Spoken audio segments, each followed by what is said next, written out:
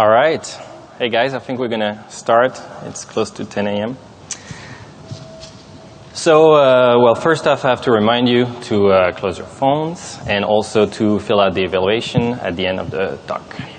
So my name is Antoine Routon, and I'm here to talk to you about Lara Croft GO.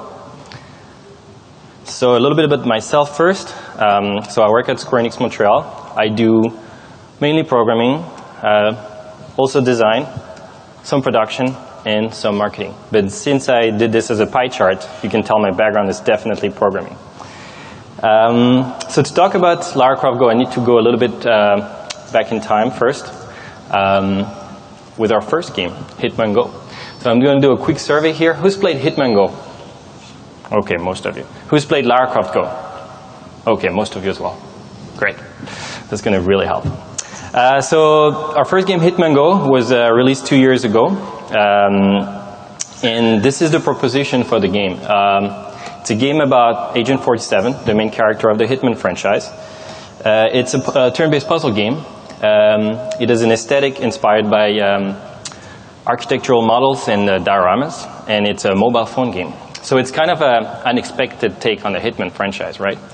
But when we announced it, people were a little bit surprised, a few raised eyebrows. But when we released it, actually people really liked it. And we are very thankful that the fans and the critics really praised it. So when we wondered what should be our next step as a studio, we thought we had kind of a winning recipe, a formula almost. A big AAA franchise, the turn-based puzzle gameplay, the architectural model, diorama aesthetic, and the mobile platform. So we thought, well, maybe we can take this kind of recipe and just change one tiny bit. New franchise. And we had this Lara Croft franchise, which is a great IP, and we thought, okay, let's just do exactly that. The big AAA franchise, turn-based puzzle gameplay, the diorama aesthetic on mobile. And our very first concept was exactly that. This is the first concept art we made for the game. And you can see it really looks like Hitman Go, right? Feels like a good start for a sequel. But after thinking a little bit about it, we felt like that was really like reskinning Hitman Go. So that would be a little bit boring for us to do. And if it was boring for us as developers to do, it would probably be not very interesting for the players. We felt like we really wanted to bring something fresh while keeping a connection with Hitman Go. So we thought maybe it's not necessarily about the architectural model inspiration, but maybe it's more about getting inspiration from real-world objects. Maybe it's about a sense of physicality. So we tried other things like getting inspired by pop-up books or maybe a museum piece. And all these things, they were cool, but it felt like something felt wrong. And there was a lot of debate in the team on what should be the next direction. But if we take a step back, for me, one of the probably key reasons for the success of Hitman Go is that it felt like a true Hitman. Somehow we managed to make it a true Hitman game despite kind of a big change in format. So we asked ourselves, maybe it's not about the specific inspiration for the aesthetics, but maybe it's about something else. Maybe it's about our process. How did we end up there? And when we thought a little bit, how did we go from Hitman to Hitman Go, we realized there were kind of two driving forces for our process. Distillation and interpretation. And I will explain a little bit what I mean. Well, distillation, we had this tagline internally that was, Hitman Go is the essence of assassination. And I think in a way, it makes sense, right? It's like we took the Hitman franchise, really tried to understand what are the core pillars of this franchise, and boil it down to a very, very simple, minimalistic game. So we thought that actually really helped us to create Hitman Go. So maybe we can find a similar kind of tagline for Lara Croft Go. So we thought, what is the word that really encompasses what a Lara Croft game is? And I'd argue that adventure is really what a Lara Croft game is. So we thought, okay, that's really going to help us. We're going to take the Lara Croft brand and boil it down to the essence of adventure. The second force of the process is interpretation. When you think about Hitman Go, it's not only the Hitman brand. The turn-based puzzle, that's not part of the Hitman brand. The architectural model and diorama, those are not parts of the Hitman brand. Yet they're both nice complement to it. You know, they're like a fresh element that just complement the brand nicely.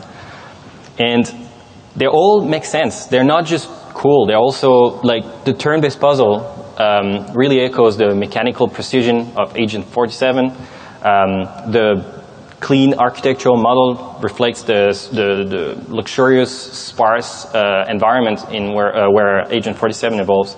And those little diorama freeze-frame scenes, you know, it kind of reflects the voyeur tone that the Hitman franchise always has. So we thought, how can we do an interpretation of the Lara Croft game? What is the fresh element we're going to bring that's going to make it interesting? And to think about this, we started with that word adventure. And adventure for me, in conjunction with the Lara Croft brand, it never meant more than when I was a kid playing the very first Tomb Raider. This game is 20 years old. Now everybody feels really old in the room. So the story goes like this. How can we take this and make it something interesting, something fresh? Well, if I go back to that concept art that I say we discarded, there's something interesting. You can see the concept artist added this vertical nodes on which Lara can climb. And Hitman Go is a planar game, like the whole game happens on a plane. But Lara, she has to climb stuff, right? That's what she does. So now that we had these vertical nodes, instead of having Agent 47 going from tile to tile, now Lara Croft would kind of evolve on these cubes. And when you look at the very old screenshots of the very first Tomb Raider, everything was cubes back then. But of course, back then it was due to technical constraints, the consoles and PC being not very powerful. But we thought there is something interesting there. Maybe we can do something with that. And actually, now the consoles and even the mobiles, they're way more powerful, but this style, this low poly style, is far from gone. Those games like Below, Kentucky Route Zero, Monument Valley, they're great inspiration from us. And I'd say that this low poly art style, now it almost becomes a statement for indie teams. So we thought maybe there's something there, and maybe what we can do is take this the low poly roots of Tomb Raider and make a cool modern take on it. Maybe that's what we can do. And that was a great start, actually. So that was kind of our first concept art to pitch this idea. So I said before that in order to do a compelling interpretation, you need something that's unexpected but relevant. And I think this is relevant. It taps into the roots of the Lara Croft franchise. Also, it's going to probably, like, you can already imagine how it would be a great fit on mobile. I mean, it's colorful, it's very readable, feels approachable. And even though it looks very different from the Hitman Go style, there's some characteristics that are shared. It's, you know, minimalist, understated, charming. But also it's kind of unexpected. It's not Hitman Go. It's not exactly the same art style. And also it's not Tomb Raider 1. The goal is not to recreate the 20-year-old game. It's more taking inspiration and almost trying to capture this nostalgic impression we have of it. So to summarize all this, this is the vision we had for the game. Lara Croft Go would be about two things. An epic adventure, really trying to tap into the classic Tomb Raider adventures from the old games with a modern spin, with a distilled gameplay, the turn-based puzzle format we established with Hitman Go. And what's interesting is when you look at these two things, you can already see some kind of tension, because when you think of epic adventure, you think of danger, risk, action, like fast-paced, mystery, uncertainty. When you think about distilled gameplay and the turn-based puzzle, you think about systems, precision, certainty. Every rule has a clear outcome, and it's always the same, and it's very ordered. So the turn-based puzzle format really worked well with Hitman but with the Tomb Raider brand, we felt like, how are we going to bridge that gap? We definitely will have to massage the format we established, because it's not 100% natural fit like Hitman was. And actually, this talk will be exactly about that. How do you bring the Lara Croft brand in a turn-based puzzle? And I will go through different different sides of the development to explain a little bit what we did. So the stories will be about art direction, Lara, game mechanics, and story. So first part is about direction. So this is a puzzle in Lara Croft GO. This is the core of our game. This is what our game really is about. And the question, and so you can see Lara needs to go from the top to the bottom, the glowing point there, and in order to avoid the saw blade, she needs to climb on the wall. So the question is, how do we make this mysterious, exciting? How do we make this an adventure? And also, how do we fill up everything that's around the puzzle to create an interesting universe where Lara's going to evolve? Often, I mean, for every story in this talk, I will start with Hitman GO because that was our base material, and I'll take it from there and explain our process. So I first want to talk a little bit about camera and player perspective. When you look at Hitman GO, everything is very contained. Because of the board game metaphor, the whole scene is within that wooden frame. Like, all the pieces are in front of you. And again, that makes great sense for Hitman. You know, he knows everybody is just a pawn in his game. There are two camera modes in the game. The rest mode, where the camera is just top down and give you a strategic view on the level, and a peek mode where you can basically orbit the camera around and see all these little freeze frame scenes we hid in the environment. So in a way, the player in Hitman GO is like an omniscient spectator who has access to all the information and all the pieces in front of him or her and is in full control. And that makes sense for Agent 47, but we felt like for Lara Croft GO it didn't make sense, because Lara Croft, she's not omniscient. She doesn't know everything that's going to happen. She's an explorer. And we felt like the player should not be omniscient either. So one of the first things we did is actually we stopped having this orbiting camera. Now the camera would be fixed on Lara, and the player would discover the world with Lara as she goes. This is the first, kind of the very, very first screenshots we have of the game. So you can see how it's already a great fit for our iOS puzzle game, right? It's colorful, very readable, very accessible. You clearly see what you have to do. Also, you can see its portrait. You know, based on Hitman GO, we learned that 2/3 of our players are actually playing on phone, even though the game was originally thought as a tablet game. And also, we felt like if we were going to go for the majority of the players, might as well go for the most common way to carry a phone, which is portrait. Also hard to, again, not quote Monument Valley here, was obviously a good inspiration on going portrait. But I'll come back to that a little later. So it feels like a puzzle game, right? It really feels like a mobile puzzle game. But is Lara really going on an epic adventure? For me, she looks more like she's in a theme park right there. So we need to kind of up the drama a little bit. So second version, how to better add drama than putting some thunderstorm and some mood through weather effects. Classic video game technique, so we felt like that was the way to go. Also through staging, right? Instead of walking in front of a facade, now Lara is walking on that monumental bridge, going to an epic door of a temple. So we felt that's pretty good. We're getting that somewhere. And we showed that to one of our concept artists, and he's like, yeah, sure, you know, Lara looks a little more like she's going on an adventure, like, but here she's on a bridge. Here she's on a dangerous bridge. You need to open it. You need to let it breathe. For instance, he carved underneath the bridge to make it look dangerous, and also it opened the background to a vista. The idea is if you fill the screen with this temple, you're not going to create something mysterious and exciting. However, if you do create this kind of foggy vista, you open the imagination of the player. And since we had this concept artist who was helping us, he said, okay, I know something else that can really help it make an epic adventure. A classic technique, really proven, sense of scale. If you have a small character in a massive environment, this looks exciting. And we felt, this is the way to go. This is so true. All right, let's put it on the phone. Doesn't work so much, right? And I guess that was the first time we met that problem or this challenge that you cannot take a concept art and put it on the phone right away and expect it to work. Those are a different medium, so there is definitely need for a translation. So that was the first time we met that kind of lesson. However, when I look back at this screenshot, there are things that are interesting.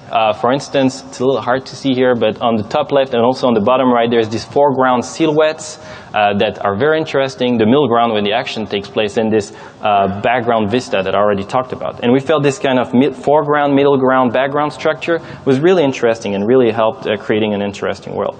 So again, fast forwarding a little bit, and this was our next iteration. Now Lara is in a cave. And you can see those rocks creating the silhouettes, and you can see the fog and the mood, and you don't really know what's there. And you know, we felt like we were in the right direction. Now Lara is exploring a temple.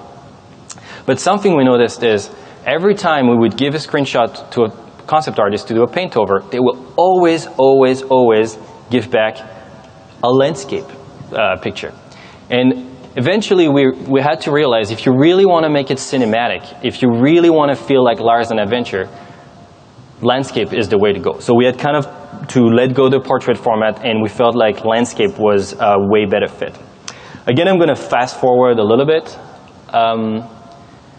Now you can see how we carried on in that direction, strengthening the foreground, middle ground, background structure with very, very strong composition and use of bold colors. And what was very important for us is to make sure that at every point as we were fleshing out the world, the puzzle stayed very, very readable, right? There's two sides of it. Like, it needs to be an interesting world to explore, but it needs to stay a readable mobile puzzle. So throughout the iteration on the artists were always sizing the screen down to make sure that it was really, really readable even on a small screen. Something else that's also interesting is since the camera was fixed and was following Lara, we knew where the camera would be at any time, and we didn't create the world in 3D editor mode, but we created the world in screen space, meaning that artists would press play and move Lara on the nodes and just like add rocks in screen space to make sure that the screen space composition is strong. Again, I'm gonna fast forward a little bit. You can see how we keep this strong composition and we add selective details to make the world more and more interesting, again, while making sure the puzzle is really readable, even on a small screen.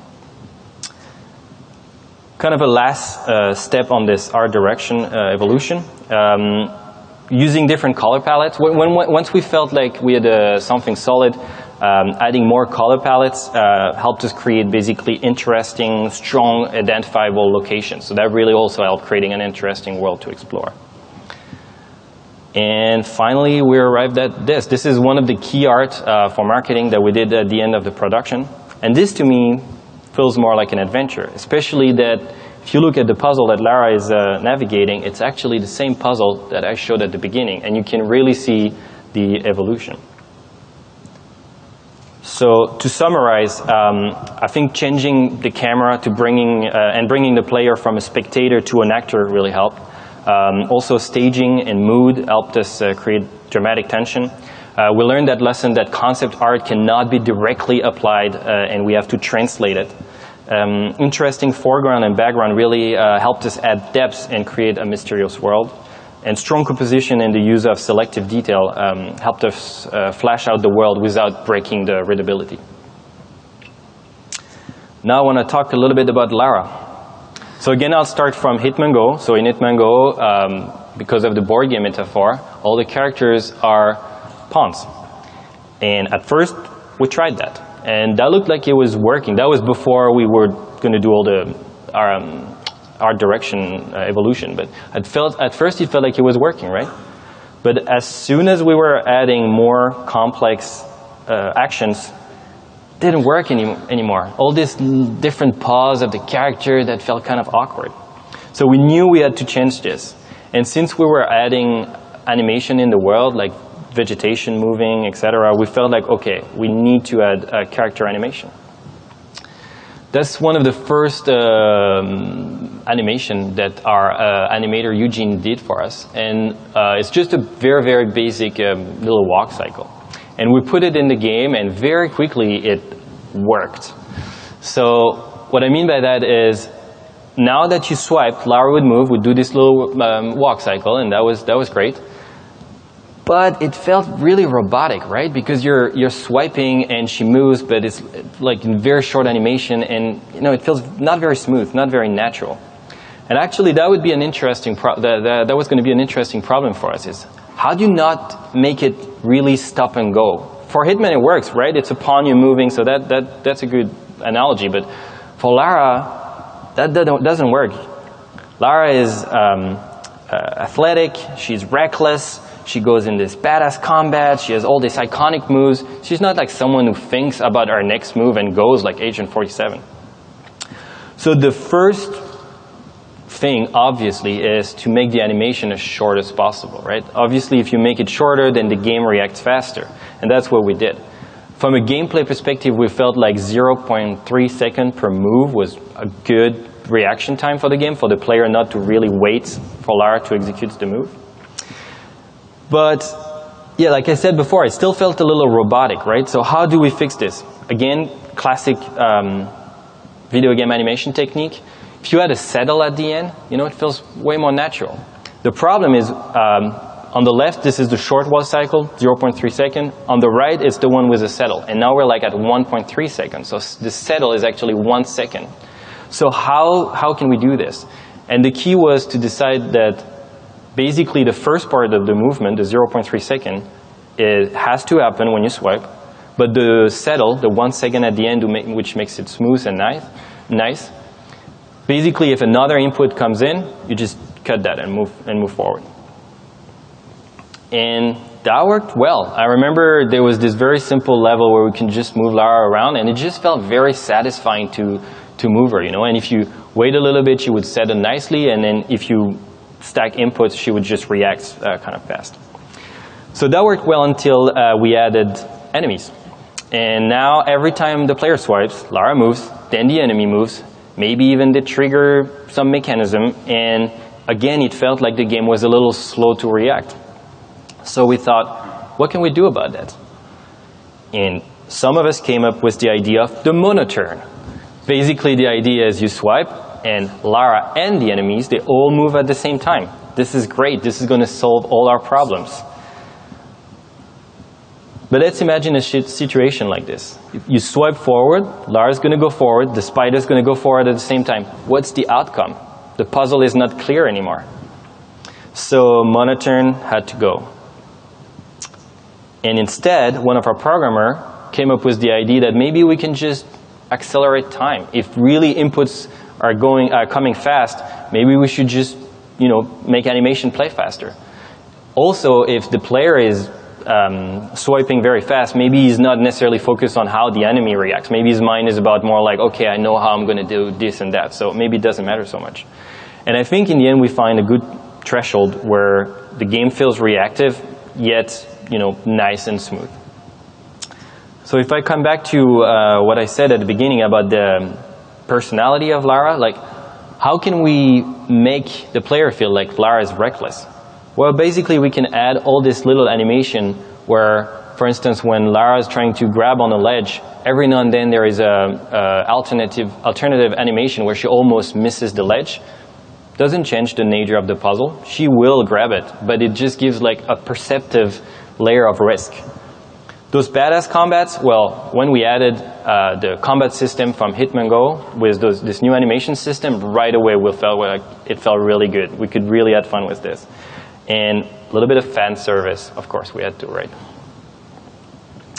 So to summarize, adding character animation was really key in turning this turn-based puzzle into an action-adventure and translating the athletic personality of classic Lara. It was not straightforward, really something where we had to find a nice sweet spot to go between the turn-based stop-and-go gameplay and action-packed gameplay.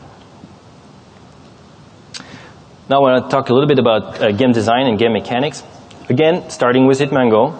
These are some of the mechanics of Hitman Go. Basically, they're distillation of the AAA game in this turn-based puzzle format we established. So you can see basically it's henchmen and tools of the trade. So at first we thought, that's easy, right? We just have to do the exact same thing with the mechanics that we can find in the classic Tomb Raider one. And that's how we started, really distilling all this mechanic. From Lara activating levers to move big parts of the environment, going away from the human henchmen from Hitman and turning all the enemies in creatures, because that's what classic Lara does. She evolves in this natural, hostile environment. And also adding those traps that are, a classic of Tomb Raider 1. And also the traps were actually great in terms of game design, because now we had three teams. We had Lara, the creatures, and the traps. And when we had three teams like this, now you could kill enemies with other enemies, and that was good for creating interesting puzzle. Basically, there is more interaction between mechanics. So it was really fun. It was a really fun exercise to think about Tomb Raider 1 and imagine how we can distill all the mechanics we grew to love in this turn-based puzzle. But we felt maybe we can do a little more.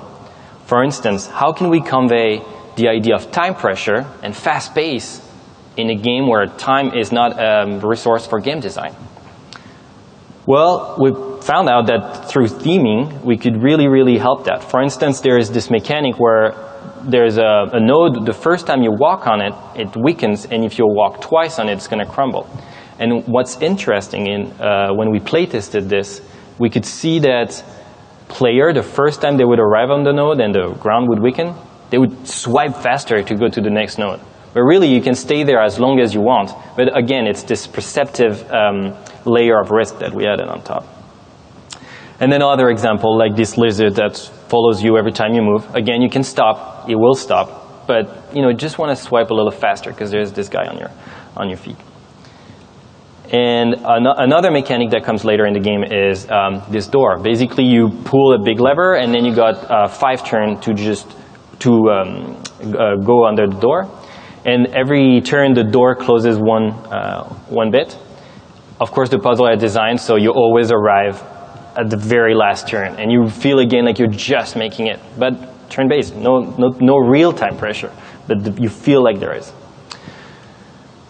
Another thing is, as we were creating mechanics, and I already talked a little bit about this, but like the interaction between the different mechanics really helped create a sense of danger. For instance, here, Lara is moving, the lizard is following her, the lizard steps on the pressure plate, which activates a mechanism that's going to crush the lizard. So this kind of chain reaction really feels like Lara is going in a world where one wrong step could really, crush her, basically. And also, something I'm really glad we made is we managed to do a boss fight in a turn-based puzzle. That is really cool. That's something we talked from the beginning of making Lara Croft GO, and I'm super happy we managed to do it.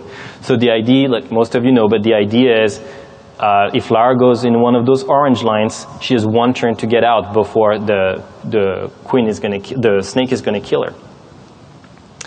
So that's how we created the mechanics, and now I'm going to talk a little bit about some challenges we met. As we were, I want to say, upping the theme of the mechanics, making them more like they feel like the real classic Tomb Raider game, we started to see some interesting edge cases. For instance, here, Lara's going to step on this pressure plate, that's going to push the spider on the boulder. What's going to happen then? Is the spider moving circus style on the boulder? And we could have done this, we could have programmed all these edge cases, but for us it was really important that the puzzles stay very readable and that we don't have too many rules per mechanic. So the way we went is we decided to just design our puzzle so this never happens. And as it went, we encountered more and more of those cases where it wasn't really clear for the player what would happen, and we didn't want to introduce too many mechanics. So we ended up having all these unwritten rules about how to create levels, so that the puzzles stay very clear. Something else that I think really helped us in our process is the way we design the mechanics, and especially how we represent them. We had a very UX approach to it. Actually, this is the lever I was talking about before, where you pull the lever and then you got 6 turns, so there's kind of a countdown that needs to be represented. And our UI designer actually did so many iterations to find the right way to represent it. And for me, it's interesting because, you could say, okay, well, either the designer or the modeler, they're gonna find a way. But really thinking holistically, thinking it's not only about design, but it's also about UX, how do you convey the information. That really helped us create a very readable, very clear game. To summarize this part about game design, so this was the version 2 of our turn-based puzzle framework. Contrary to the art style, we didn't start from scratch. We started with an exercise of distillation of classic Tomb Raider, and then through theme and dress up, we managed to basically disguise the tactical turn-based gameplay of Hitman Go into an action-packed adventure. In order to maintain the readability and the systemicity of the puzzles, we really had to go through a lot of iteration and a lot of trade-off, again, to find that sweet spot. So now I want to talk a little bit about story. Again, I'll start with Hitman Go. So as you know, in Hitman Go, there's not too much story. Basically, the structure of the game is very, very systemic. Every pack of 15 levels is put in a box. A box is 2 targets and 1 location. So it's a very, very systemic structure, really like a rhythm. And we're never really explicit about anything in Hitman Go. We don't really state where the location is. We never name the targets or the people you encounter. You don't really have a mission statement at the beginning. You don't have much backstory. And for me, it makes sense with a Hitman game to do this because it really represents how Agent 47 is very detached from the world, right? He's just a killing machine here to do his job, and he doesn't really care much more than that. And in a day, each level, each location is very symbolic. It's the representation of an average day in Agent 47's life. So when we started to build the levels for Lara Croft GO, we started to do the exact same thing. So we took 3 locations. They're not really explicit. They're more quintessential Lara Croft location, Tomb Raider 1 location. So somewhere in Central America, maybe Nepal or Tibet and Egypt. And then we started to do groupments of 15 levels that would represent a classic Lara Croft adventure. And this structure, we felt like it wasn't really appropriate for a Lara Croft game. Like I said before, missing pictures here, apparently, okay. So basically, if Agent 47 is a killing machine going from one contract to another, a Lara Croft game is an adventure. It needs to have a beginning, a middle, and an end. It's not like one mission after the other. So we brought on board our friend Eric, who is narrative designer, and he said he could help us with this. And he said, yes, you need a real story in the narrative sense, in the literary sense. First of all, you cannot be implicit anymore. So far, we had Lara Croft and the something of whatever, like we don't really care. Doesn't need to be explicit. And he said, that's not gonna fly. You guys need to have a real grounded myth attached to your game. He introduced the myth of the Queen of Venom, who is an evil queen turned into a snake, trapped in a series of maids by a South American tribe. And that really gave us context to build upon. So that's the first thing he told us, our friend Eric. It also said, if you really want to make it an adventure, well, you should go and follow that 3-act structure that's classic for a narrative adventure. First act is setup, where Lara would meet the queen. Second act is confrontation, where you can see the confrontation between the hero and the villain. And at the end, the resolution, when the hero wins over the villain. And another, and kind of last tool he gave us is something called the narrative curve, which is a classic tool, I believe, for writing. The idea is, as time goes, you represent the fortune of the hero as the hero goes through the adventure. So basically, there are moments of high fortune, like at the beginning, and there is moments of low fortune, and then he goes up and down. And this creates an interesting dramatic plot. So in our case, that would be this. Lara finds the tomb. Lara awaits the Queen of Venom. The Queen starts to chase Lara through a first maze. But Lara dodges the Queen. This is the setup. Then confrontation. Lara reveals a second maze. Lara eludes the Queen as she's chasing Lara. And finally, the artifact is in sight, so fortune is high, but the queen knocks down Lara off the bridge. Lara falls into a strange new maze. It's the lowest moment. Lara is really down, maybe almost dead, but she wakes up and she makes her way back to the surface. Finally, there is the final fight between Lara Croft and the evil villain, the Queen of Venom, and she wins. But the tomb starts to crumble, so Lara has to run and finally narrowly escapes. So we felt like that was a great way to bring a real story inside the game. Because the game design was the version 2 of Hitman Go, basically, our designers were actually done really early with the levels. Just blocks, not dressed up or anything. So we had roughly, I don't know, 50 levels. And it was basically puzzles one after the other. And as we were playing those, when we were playtesting those before they were dressed up, it really felt like you were going through an endless sequence of level. So the question was, and like it was hard to know how far in the game you were, basically. So we felt, okay, we got all this second sequence of empty bare-bone levels. We have the story. How do we bring it together? Well, first up, this 3-act structure would be great for inspiration for the art direction. We felt like each act, which is also each maze, could have its own theme. For instance, the first act where Lara approached the temple and goes through the first maze would be based on nature. The second act would be about this long-lost civilization and all the contraption they left behind. And the third act, when Lara is making her way back to the surface and going to finally confront the queen in her lair, would be more spiritually themed. So now we got the 3 main acts in green, blue, and red, and also a few levels for introduction and conclusion. But still, even though we themed our environment art like this, it still felt like you were solving one puzzle after another. So obviously something else we can bring is all this story that I talked about before. And we added this short cinematics throughout the levels. And so here are a few.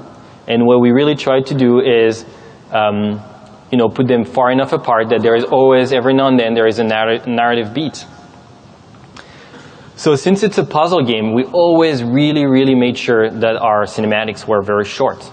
The idea was to tell the story, but not to break the flow of the player. And again, that really helped. Now you felt like you were actually going through a bit of an adventure. But as people were playing it in the playtest, we still felt like we could increase the sense of purpose and help the player really seize their progression throughout the game. So we added this central hub that you meet in level 5, I believe, the first time. So basically Lara arrives in this room, and we introduce the artifact that she's here to get, which is on the top right corner. And there is a big door in front of it. And you can see there are 3 locks. And just in front of the door, there is the first key, the green key. Lara puts it in the door, and the door doesn't open. However, a little side door opens, and Lara can go explore the first maze where she will find the second key, etc., and come back to the hub, etc., etc. So now basically we gave a long-term goal to the player, finding the artifact, but we also gave intermediate goals, which is finding the key one after the other. So now, not only there is a story that the player is finding out as they go through the adventure, there is also a clear, more gamey goal to it. So kind of to illustrate what I just said, so there is 5 levels of introduction, then you arrive to this central level, you see the artifact, find a key, try the key in the door, and you unlock a first maze. Then come back, find a second key, come back to the hub, unlock a second series of level. Find the last key, come back, the door opens, the artifact is inside, but the bridge collapse. Third act, Lara makes her way back up and finally gets the artifact and escape. So we felt like adding these goals, this really helped the sense of purpose of the player. And we thought maybe we can use this technique a little more. So within each act, we felt maybe we can add intermediary goals. And that's what we did. Early on in the act, we introduced this bridge where some pieces are missing. And you know Lara's going to have to go in this snake head at the end. And basically, Lara encounters those big levers, and the player has no choice. They just arrive, pull the lever, and one piece of the bridge comes out. And you can see as you go throughout the act that you're really progressing and you're really building towards something. And of course, at the end, Lara crosses the bridge. So again, that really helped. And to really push even more this sense of purpose, like you always know as a player what you're doing, and you always feel engaged in the story, we added a few more little tricks here and there. For instance, in the loading screen, we literally draw a map and we connect the different levels together to make sure that it really feels like you're going through a real world and not just solving one puzzle after another. Also, something else that, obviously, making sure that the levels feel similar from one to the other, no like drastic contrast of color from one level to the next, really helped. And finally, we added this little animation where Lara runs off one level from left to right, because that's how we read things. And then in the next level, again, same animation, same direction, Lara running from left to right again. All these things together, they really help connect the level together and make the player feels like they were exploring a world and solving puzzle on the side, and not solving puzzles and with an interesting background, basically. So to summarize, I'd say that so in order to turn the sequence of puzzles into a true adventure, we did basically two main things: bringing an explicit story with narrative beats told through short cinematic, and add a strong structure of clearly stated hierarchical goals so that the player felt like they were doing more than just solving puzzles, that they were part of an overarching adventure. So to wrap this up, I think we managed to do what we aimed at. I'm really happy about how the game turned out. I think we managed to capture the nostalgia of the first Tomb Raider while upping the puzzle framework we established with Hitman Go. I'm really happy we managed to do a game that's not exactly Hitman Go, but really feels like a Tomb Raider game. This is the team that worked on this project, and I think a key element of turning this Hitman Go into Lara Croft GO and making it feel like a true Tomb Raider game is actually there's no silver bullet. It's really teamwork. We're a small team, so we can approach most of our problems in a very holistic manner. We all have more than one skill. You know, there's, I don't know, designer is also animator, programmer is also technical artist. So that gives us the ability to look at problems and really, you know, turn it in every way and find the best solution for it. And then, kind of as a conclusion, this is a quote from GameSpot saying, "Navigating Lara through these puzzles doesn't feel like a simple puzzle game at all. I feel like I'm playing a true Tomb Raider game." So that was good news to read that. So it was a long journey. I think we really managed to up the stakes from Hitman Go. We added this 3D puzzles, a new art direction. We also added animation. So it was really lots of questions, lots of you know, moments where we doubted or weren't sure, but in the end, I'm glad we managed to pull it off. Thank you very much.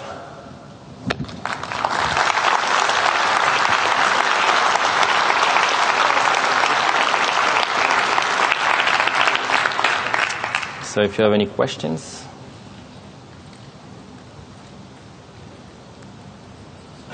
For most postmoderns, you have a section about like things you wish you could do or could do better or stuff like that. Do you have anything on your mind that you wanted to do, didn't do, or could have done better? That's a good question. Things we could have done better. Game is not perfect, definitely not. Yeah, I guess one of the things is it took us a lot of time to finally nail down the art direction.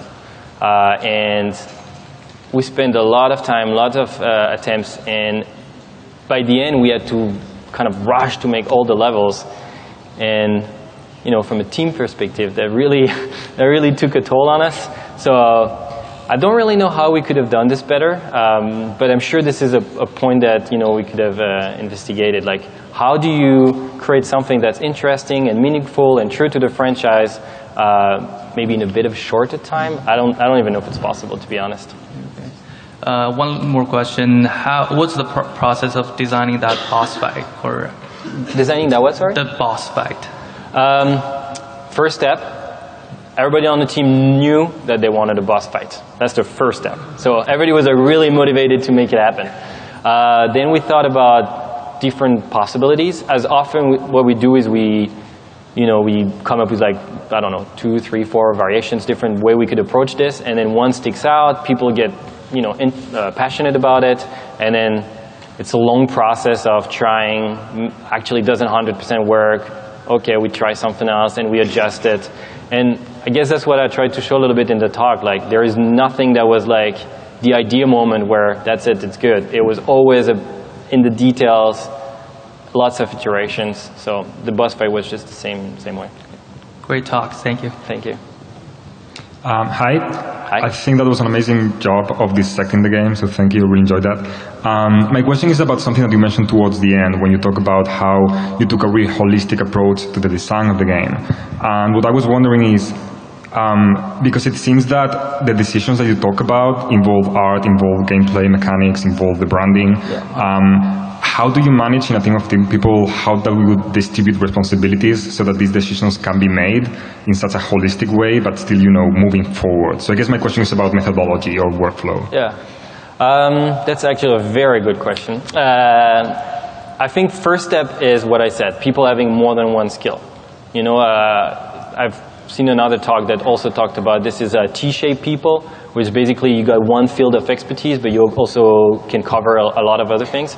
So now lots of people can contribute on the problems. And then it's about keeping a lot of communication, making sure everybody that feel that the particular problem you're trying to solve, everybody that has an opinion voice it and discuss about it, and by the end, hopefully, everybody's going to be convinced.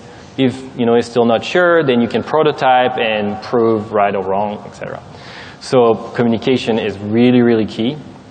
And I guess that's it. So the people and communication. That would be basically it. Thank you. No problem. Hi.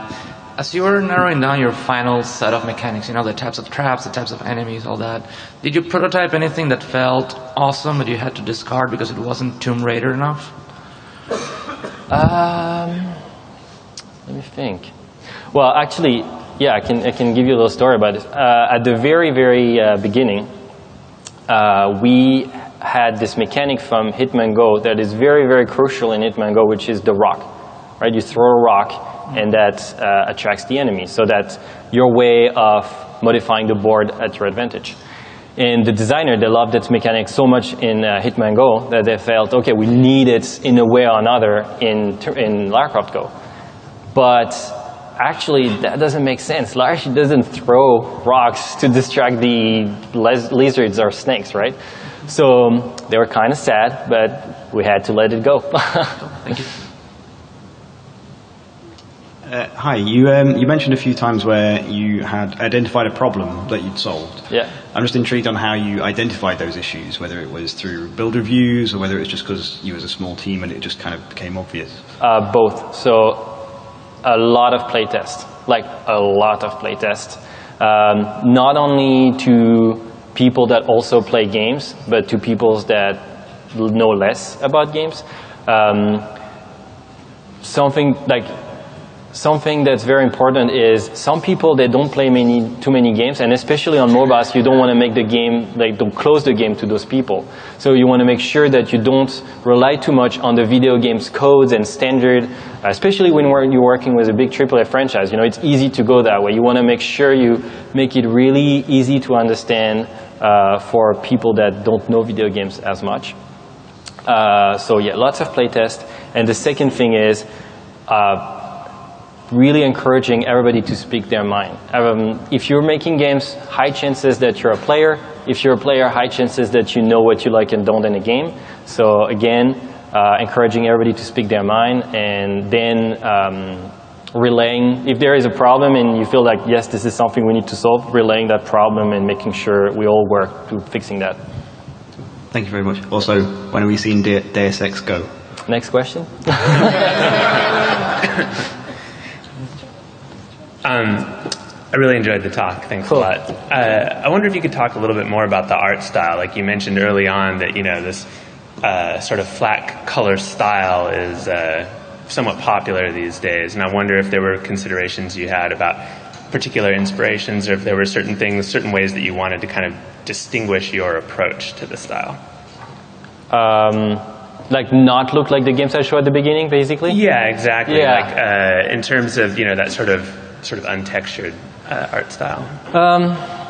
Also a good question. Damn, you guys are good. Well, I think at the beginning it was broad stroke, you know, like just, okay, we're going to go for that. And then right after, it was like, okay, we don't want to look like all these other games. And again, I think it comes from iteration, like working hard, little touches, these little differences that are in the end going to make the big difference, that you don't look like any other game. I don't know if there is any real like silver bullet or something where like, okay, if we do that, that's good. We're in the clear, we're like something different. It was more like a lot of work, and always thinking, okay, maybe it looks too much like this game, or things were, you know, trying to find new inspiration, bring new stuff, try new stuff, see what works, see what helps us create a unique identity. Okay, cool. Yeah, it's very successful. Thank you. Thank you. Hi. You mentioned that you have a handful of puzzle states that you wanted to avoid, like you had the spider getting pushed onto the boulder. Yeah. Did you just kind of have a heuristic that people understood how to not make that, or did you do any sort of automated testing of like, I don't know, a solver that kind of steps through all the permutations of the board to make sure the puzzles don't have any bad states? No, it's designers and QA. Designers and QA. Designers and QA. Because that's a very interesting topic. Is it's a puzzle game, but how systemic is it? Mm-hmm. Like for instance, you could say, how can you have puzzles that are dynamically generated? And for this particular project, our answer was, well, it's not, it's a story, so it's a set amount of levels, so it's a content-based game, and the mechanic is here to support it. We don't need to have it like perfectly systemic. So we knew exactly which levels. I don't know if it's 100% true, but I feel like we might have cut some parts of levels just because it wasn't really clear, or relying on a kind of edge, how do you say, you know, side effects of a mechanic. So yeah, people trying it, finding solutions to make sure that this never happens, basically just identifying the levels where it would happen. Or even finding like a shortcut that, oh, you don't need to do this entire thing that we designed. Yeah, and we had all these unwritten rules, and our QA and our designer, they said, okay, this will never happen, and that worked great for the main game. And then for the extension, worked great except for one case where someone found a way to break the puzzle. So I guess, you know, human nature. Thanks. Hi. Hello. Thank you for the great game. I loved it so much. Cool. And I saw a series of unexpected challenges while you develop, such as art direction changes or adding narratives, something like that. So that means you need more time, additional time to solve them. So my question is, in terms of production, is there any difficulties or something like time management or pressure for shipping date, something like that? Again, good question. Yes. To be super honest with you, we had to push the date of release a little bit, actually twice, I believe, because we felt like the game was not at the quality we wanted. But someone said that to me one day, and I really, really believe in that. Nobody remembers games that are shipped on time. People remember a great game, right? Okay, I know there are constraints and business and everything, but if you can, you know, extend it to make your game really, really great, that's going to pay off eventually. So, I mean, that's how we addressed it. And both Square Enix really helped us with that. They understood that and understood that we could really, really make a difference in that last stretch. Thank you. Welcome. Hi, first of all, thank you for making amazing games. And my question kind of plays off something you said earlier, where you said that it's important to test the game with people who aren't, experienced gamers and don't have a lot of the vocabulary and all that. So that's something I love a lot about what you guys have done, even though you've taken this, AAA IP and you've translated it to mobile in such a way that it's so approachable and so fun and so great for people to play, even if they've obviously never played the original games that they come from. And it doesn't affect their enjoyment of the game. Why do you? Because I feel like we see that a lot with other IP that people try to translate to mobile, and it doesn't really go that well, or they don't seem to have the right maybe mindset that you guys have had. How do you think you've kind of overcome that? Like, how have you done that so well?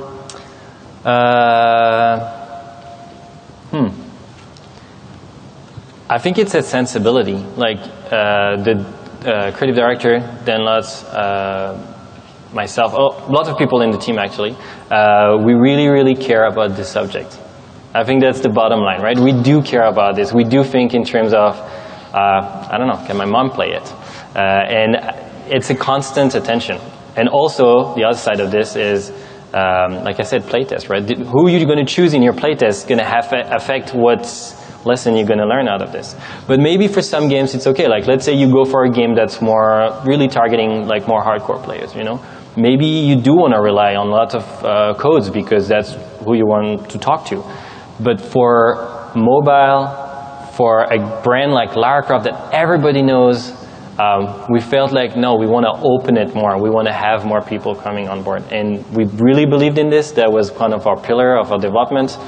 So then everything followed from there.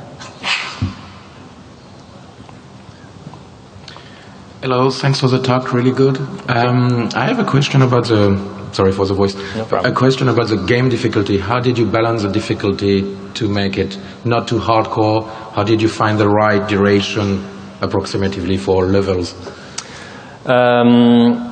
First, gut feeling, especially on the first levels, because you need to really, really think in terms of, okay, someone, especially, let's say someone who's not even played Hitman Go, for instance, because that's another thing we didn't want to rely too much on, right? For someone who's really new to this Go thing, how can we teach them the mechanic one by one? So that's kind of for the beginning of the curve.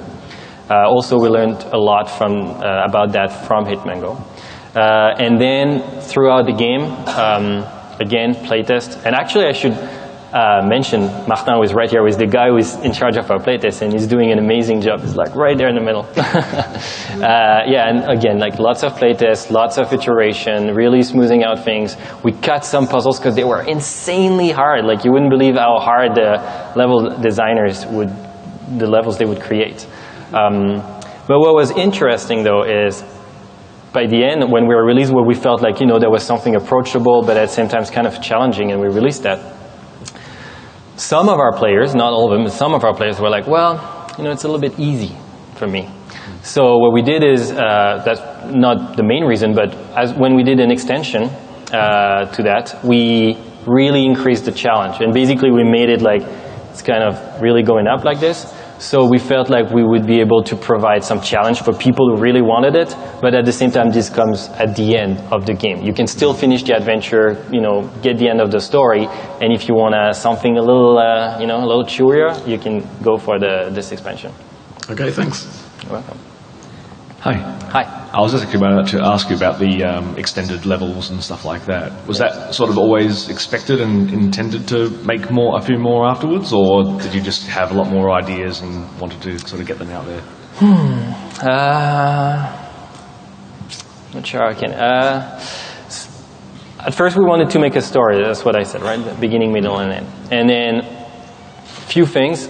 First, people asking for more, which is always a good incentive to make more. So we felt like, we had something solid and that would make sense to make more levels. Also increasing the difficulty for people. Like we had all these levels that were so hard and we didn't put them in the game. We thought, okay, maybe we can do something there. Yeah, that's the two main reasons why we did something. So it was a little bonus, if you want, you know. So it's like the bonus scenes almost. Cool, thank you. You're welcome.